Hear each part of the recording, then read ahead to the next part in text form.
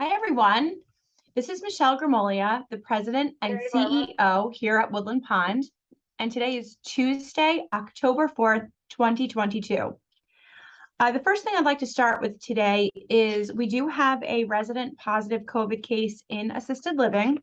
This resident is asymptomatic, but was tested because she had traveled and is now, in isolation and on precautions. So let's just send prayers to her that she remains asymptomatic, or if she does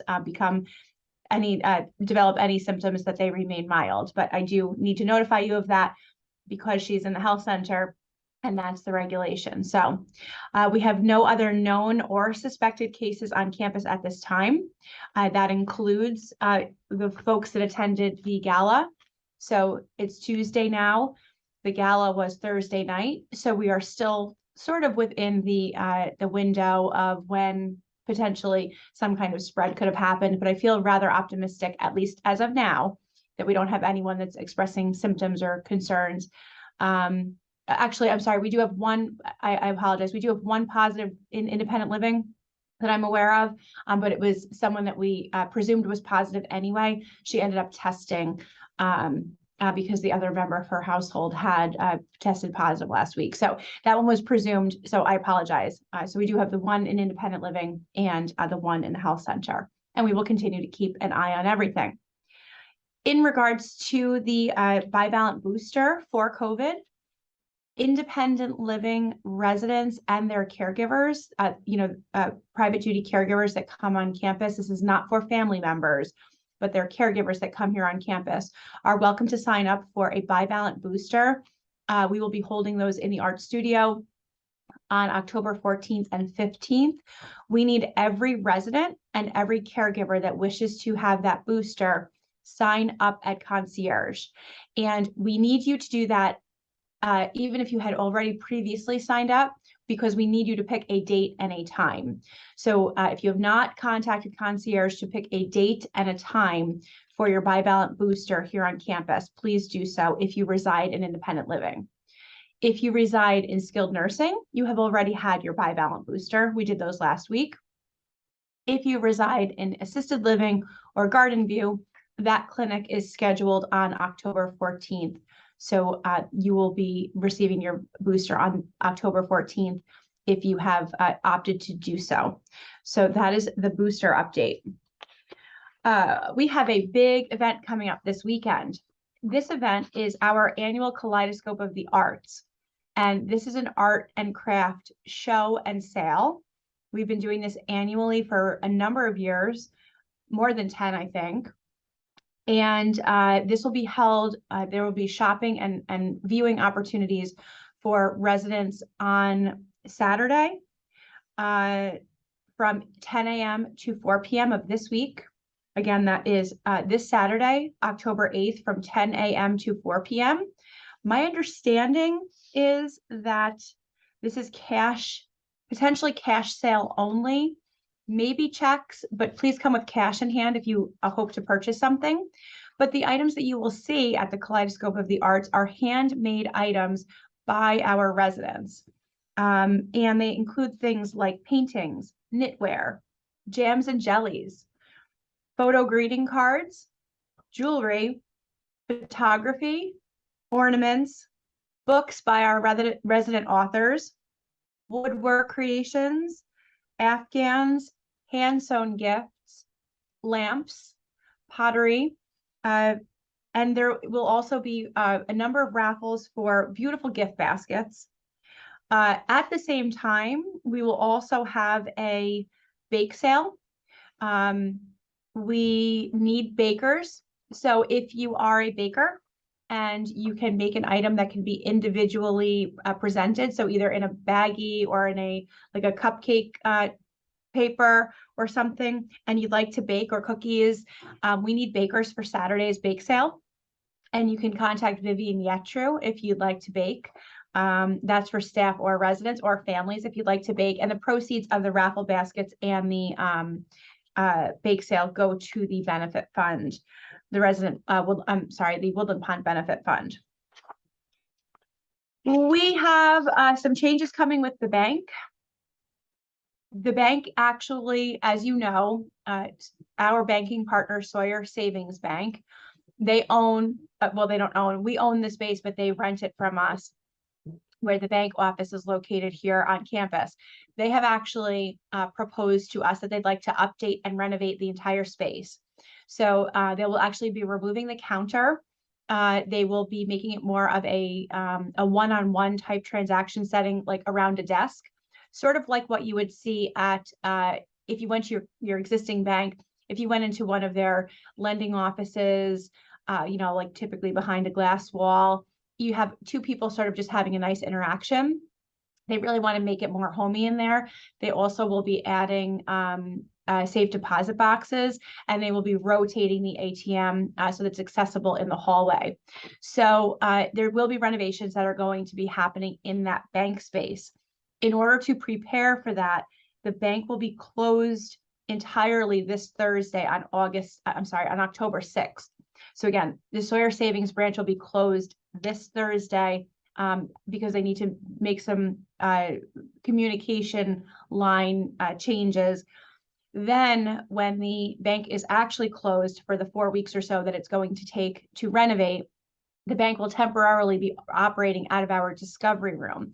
So our discovery room is the room off of the community building lobby. So the bank will be operational and you will be able to do your banking in the discovery room. I have to make myself a note because I'm not sure if the ATM will be operating during that time or not. So banking teller will be available. I'm not positive about ATM, but I will get back to you. Yesterday, we made a decision that because so many people enjoyed the fire pit when we had it out for the gala, that when weather permits for the next month or so, we will be firing up the fire pit and placing nice seating elements around it so that people can bring out a beverage, bring out a snack, bring out a book, have some nice time around the fire right there outside of the main dining room every evening from 4 until 8, as long as weather permits. So I hope you enjoy that. It's really a relaxing, beautiful element. It's been underutilized, but we got rave reviews about it at the gala. So we're going to let you enjoy nice fall weather there by the fire pit from 4 to 8 p.m. each evening.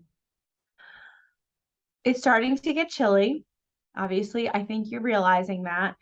Very, very important right now for you to start your cars. If you haven't, you run a risk of having a dead battery, and we need to get those things running so that in case there is inclement weather, that you are able to, you are able to move your car for plowing and those kinds of things.